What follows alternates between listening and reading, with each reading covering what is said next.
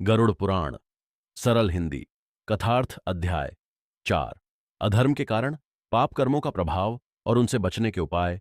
ओम नमो नारायणाय। श्री हरि भगवान विष्णु को प्रणाम। पक्षीराज गरुड़ को प्रणाम। धर्म, सत्य और करुणा के मार्ग पर चलने वाले सभी साधकों को प्रणाम। पक्षीराज गरुड़ ने भगवान विष्णु से विनम्रतापूर्वक पूछा, हे प्रभु, मनुष्य स्वभाव से सुख चाहता है, फिर भी वो कभी कभी ऐसे कर्म क्यों कर बैठता है जिनसे स्वयं उसे और दूसरों को दुख प्राप्त होता है? अधर्म उत्पन्न होने के मुख्य कारण क्या हैं? पाप कर्म मनुष्य के मन, परिवार और भविष्य पर किस प्रकार प्रभाव डालते हैं? और यदि किसी से भूल हो जाए तो वो अपने जीवन को फिर से धर्म के मार्ग पर कैसे ला सकता है? भगवान विष्णु बोले, हे गरुड़, तुम्हारा प्रश्न जीवों के कल्याण से जुड़ा है। इसे ध्यानपूर्वक सुनो। मनुष्य के भीतर विवेक भी है और अनेक इच्छाएं भी। जब विवेक जागृत रहता है तब मनुष्य उचित और अनुचित में अंतर पहचानता है। परंतु जब कामना, क्रोध, लोभ, मोह, अहंकार और ईर्ष्या उसके विवेक को ढक देते हैं, तब वह क्षणिक लाभ को ही सत्य मान बैठता है। यही अधर्म की शुरुआत है। अधर्म केवल किसी बड़े अपराध का नाम नहीं है। असत्य बोलना, छल करना, किसी निर्बल को सताना, विश्वास तोड़ना, अन्याय देखकर मौन रहना, अनुचित साधनों से लाभ लेना, माता पिता और गुरुजनों का अपमान करना तथा अपने कर्तव्य से जानबूझकर विमुख होना भी अधर्म की ओर ले जाने वाले कर्म हैं। मनुष्य का प्रत्येक विचार, वचन और कर्म उसके संस्कारों को आकार देता है। इसलिए धर्म का आरंभ बाहरी आचरण से पहले अंतःकरण की शुद्धि से होता है। हे गरुड़, पाप कर्म का पहला प्रभाव मनुष्य के अपने मन पर पड़ता है। गलत कर्म करने वाला व्यक्ति बाहर से प्रसन्न दिखाई दे सकता है, किंतु भीतर भय, असंतोष और अशांति बढ़ने लगती है। उसे अपने कर्म छिपाने पड़ते हैं। एक असत्य को बचाने के लिए अनेक असत्य बोलने पड़ते हैं। धीरे धीरे उसकी शांति, विश्वास और आत्मसम्मान कम होने लगते हैं। दूसरा प्रभाव उसके संबंधों पर पड़ता है। जहां छल और स्वार्थ बढ़ते हैं, वहां विश्वास घटता है।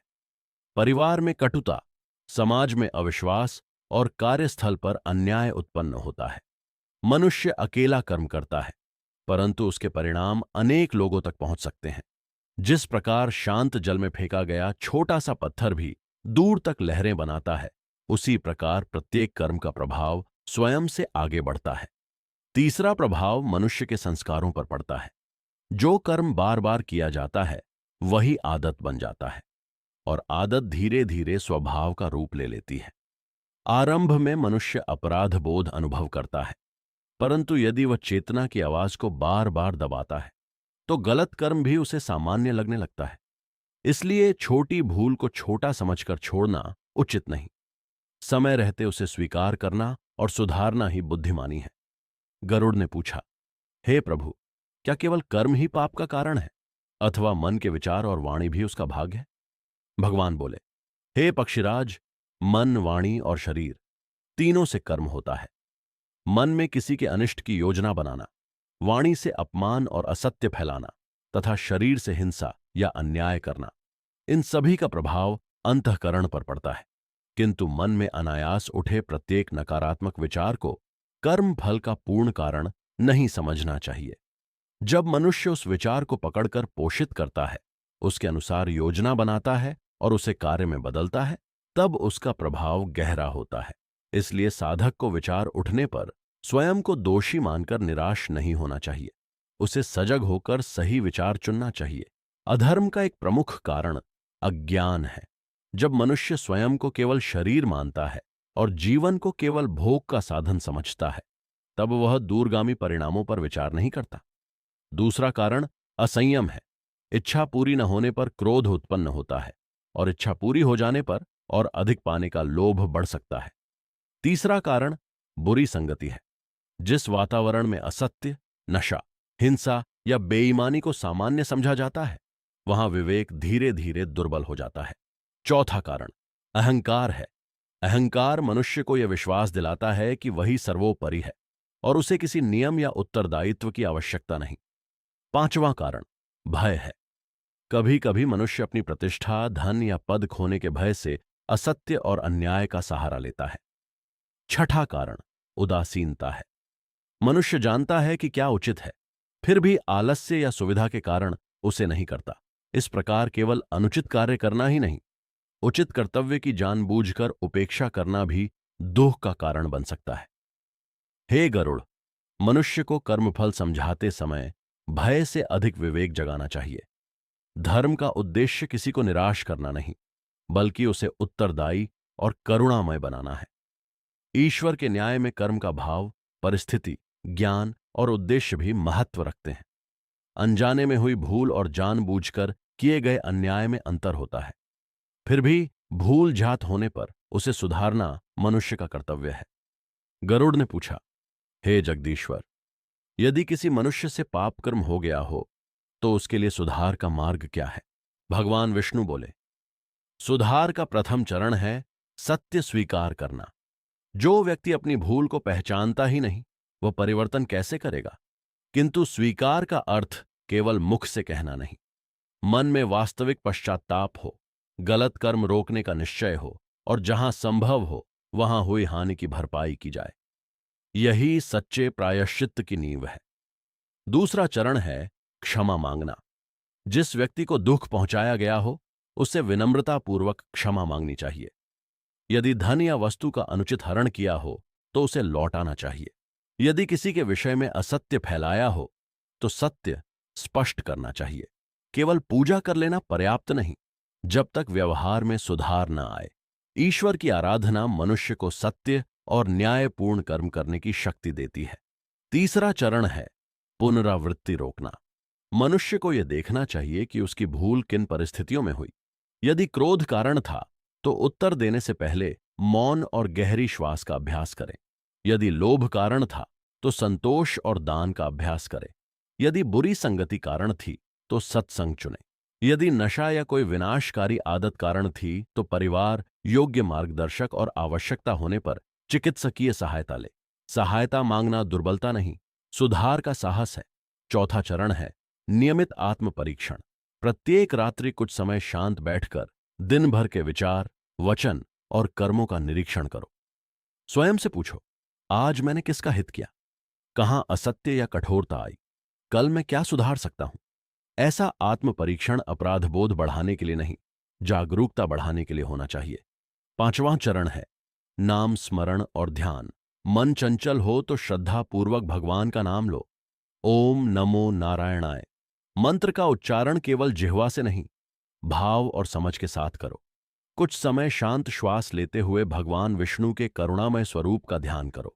इससे मन में स्थिरता आती है और गलत प्रवृत्तियों को पहचानने की शक्ति बढ़ती है। छठा चरण है सेवा और दान। भूखे को भोजन, रोगी को सहायता, विद्यार्थी को ज्ञान, वृद्ध को सम्मान और दुखी मनुष्य को सांत्वना देना पुण्यकारी है। दान अपनी सामर्थ्य और शुद्ध भावना के अनुसार होना चाहिए। दिखावे, प्रसिद्धि अथवा अनुचित धन से किया गया दान अंतःकरण को पूर्ण रूप से शुद्ध नहीं करता। दान के साथ विनम्रता आवश्यक है। सातवां चरण है सत्य, अहिंसा, करुणा, संयम और कर्तव्य पालन का अभ्यास। धर्म केवल विशेष दिनों की पूजा नहीं, वो प्रतिदिन के निर्णयों में प्रकट होता है। व्यापारी सही माप दे, कर्मचारी ईमानदारी से कार्य करे, अधिकारी न्याय करे, परिवार के सदस्य परस्पर सम्मान रखें और समर्थ व्यक्ति निर्बल की रक्षा करे। यही व्यवहारिक धर्म है। हे पक्षिराज, भोजन, वाणी और संगति का भी मन पर प्रभाव पड़ता है। शुद्ध, सात्विक और संतुलित आहार मन को स्थिर रखने में सहायक होता है। कटु भाषा से बचना चाहिए। सत्य बोलो, परंतु ऐसा सत्य जो उचित समय, करुणा और मर्यादा के साथ कहा जाए। ऐसी पुस्तकों, कथाओं और संगति का चयन करो जो विवेक जगाए और जीवन को श्रेष्ठ दिशा दें। क्रोध से बचने के लिए मनुष्य को यह स्मरण रखना चाहिए कि क्रोध की अवस्था में लिया गया निर्णय प्रायः पछतावे का कारण बनता है। क्रोध उठे तो तुरंत प्रतिक्रिया न दो।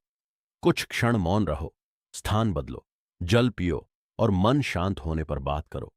क्षमा का अर्थ अन्याय को स्वीकार करना नहीं, इसका अर्थ द्वेष से स्वयं को मुक्त रखते हुए उचित और न्यायपूर्ण समाधान चुनना है। लोभ से बचने के लिए आवश्यकताओं और इच्छाओं में भेद समझो। धन जीवन निर्वाह और सेवा का साधन है, जीवन का अंतिम लक्ष्य नहीं। न्यायपूर्वक अर्जित धन परिवार और समाज के लिए कल्याणकारी बनता है।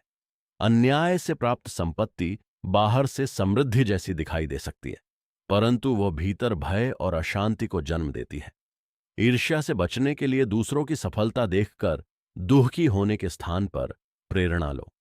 प्रत्येक जीव की यात्रा, क्षमता और कर्मभूमि भिन्न होती है। कृतज्ञता का अभ्यास मन को तुलना से मुक्त करता है। प्रतिदिन उन बातों को स्मरण करो जिनके लिए तुम ईश्वर के प्रति आभारी हो। अहंकार से बचने के लिए याद रखो कि शरीर, धन, पद और प्रतिष्ठा परिवर्तनशील है। ज्ञान का फल विनम्रता है। जो वास्तव में महान है वह दूसरों को छोटा दिखाकर स्वयं को बड़ा सिद्ध नहीं करता। अपनी योग्यता का उपयोग सेवा और संरक्षण में करना धर्म है। गरुड़ ने फिर पूछा, हे प्रभु, क्या मनुष्य अपने पिछले कर्मों के कारण असहाय है? भगवान बोले, नहीं हे गरुड़, पूर्व कर्म परिस्थितियां बना सकते हैं, परंतु वर्तमान में मनुष्य के पास विवेकपूर्ण चुनाव की शक्ति रहती है। यही मानव जन्म की महिमा है। बीता हुआ कर्म बदला नहीं जा सकता, किंतु उससे सीखकर वर्तमान और भविष्य को शुद्ध किया जा सकता है। पश्चाताप को निराशा न बनने दो, उसे परिवर्तन की ऊर्जा बनाओ। जो मनुष्य अपने दोष पहचानकर सत्य मार्ग अपनाता है वह सम्मान के योग्य है।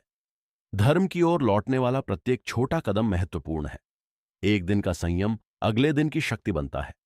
एक सत्य वचन विश्वास का आरंभ करता है। एक करुणामय कर्म अनेक हृदयों में आशा जगा सकता है। हे गरुड़, किसी पापी समझे जाने वाले व्यक्ति से घृणा मत करो। उसके पाप कर्म को अनुचित समझो। न्यायपूर्ण मर्यादा रखो, परंतु उसके भीतर सुधार की संभावना को भी पहचानो। धर्म, न्याय और करुणा दोनों का संतुलन है। अपराध को छिपाना करुणा नहीं और पश्चातापी व्यक्ति को सदा अपमानित करना धर्म नहीं। मनुष्य को प्रतिदिन 3 संकल्प करने चाहिए। मैं जानबूझकर किसी जीव को दुख नहीं दूंगा, मैं सत्य और न्याय से अर्जन करूंगा और भूल होने पर उसे स्वीकार कर सुधार करूंगा। इन संकल्पों के साथ प्रार्थना, सत्संग, स्वाध्याय और सेवा जुड़ जाए तो अंतःकरण धीरे धीरे निर्मल होता है। भगवान विष्णु ने कहा, हे पक्षीराज, धर्म का सार भय नहीं, जागरूकता है, दंड नहीं, सुधार है, केवल कर्मकांड नहीं, शुद्ध आचरण है। जो मनुष्य अपने मन को संयमित करता है, वाणी को मधुर और सत्य रखता है तथा कर्मों को लोक कल्याण से जोड़ता है, वो शांति की ओर बढ़ता है। इसलिए मनुष्य को चाहिए कि वह अधर्म के कारणों को अपने भीतर पहचाने, पाप कर्म से उत्पन्न हानि को समझे और आज से ही सुधार आरंभ करे। ईश्वर की शरण में रहकर सत्य, करुणा, सेवा और कर्तव्य का पालन करने वाला व्यक्ति अपने जीवन को पवित्र दिशा दे सकता है। पक्षीराज गरुड़ ने भगवान विष्णु को प्रणाम करते हुए कहा, हे प्रभु, आपने स्पष्ट किया कि कर्मफल का ज्ञान केवल भय उत्पन्न करने के लिए नहीं, बल्कि मनुष्य को सावधान, उत्तरदायी और करुणामय बनाने के लिए है। मैं आपके इस कल्याणकारी उपदेश को श्रद्धापूर्वक धारण करता हूं। इस प्रकार अधर्म के कारण पाप कर्मों के प्रभाव और उनसे बचने के उपायों का सरल हिंदी कथार्थ पूर्ण हुआ। ओम नमो नारायणाय। ओम शांति शांति शांति।